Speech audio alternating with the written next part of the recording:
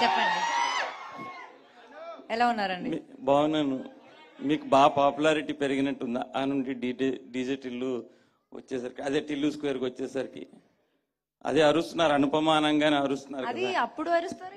Sir ఈ సినిమాకి అనుపమ పాపులారిటీకి ఏ సంబంధం లేదు.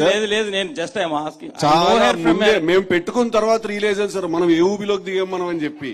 ఎంత ఫాలోయింగ్ ఉందా, ఎలా సాటిస్ఫై చేయాలి దీన్ని పెట్టుకున్నాక రియలైజ్ అయ్యాం మేము. లేదు, ఆ నుండి చూస్తున్నాం కదా మిమ్మల్ని. ఈ టిల్లు స్క్వేర్ లో you look different in all aspects.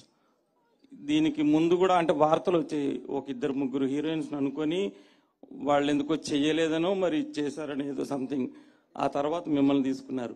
అంటే మీరే జస్ట్ వాళ్ళు చెప్పంగానే మీరు ఒప్పుకున్నారు, లేకపోతే వాళ్ళు ఎందుకు మానేశారు ఈ సినిమా చేయడము అని ఎంక్వైరీ చేసి మీరు చేశారా?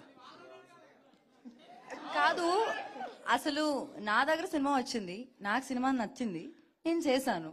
ఇప్పుడు సినిమా రిలీజ్ అవుతుంది, దీనిలో ఇవన్నీ ఎందుకు అని నాకు అర్థం కావట్లేదు. అవన్నీ నాకు తెలియదు, ఎవరికి తెలియదు.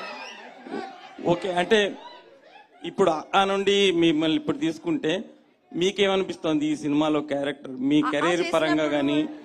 అంటే till now you did so many characters కదా, బిఫోర్ టిల్లు స్క్వేర్. చేసినప్పుడు ఇది చేసినప్పుడు మీకు ఎలా అనిపించింది? మీ కెరీర్ లో ఓకే, చేసినప్పుడు నా ఏజ్ 19 అండి. నేను ప్రేమం అని మలయాళం సినిమా చేసి నెక్స్ట్ ఇమ్మీడియట్లీ చేసేది దాని తర్వాత నేను చాలా సినిమాలు చేశాను. ఇప్పుడు ఆల్మోస్ట్ 9 to 10 years అవుతుంది నేను ఇండస్ట్రీకి వచ్చి. ఈ 9 years నేను చేసిన క్యారెక్టరే మళ్ళీ మళ్ళీ చేయాలని కోరుకోవడం తప్పు కదా అండి. నేను కూడా హ్యూమన్ బీయింగ్ కదండి. మల్లిక్ గారు సార్, ఈ సినిమాలో మీకు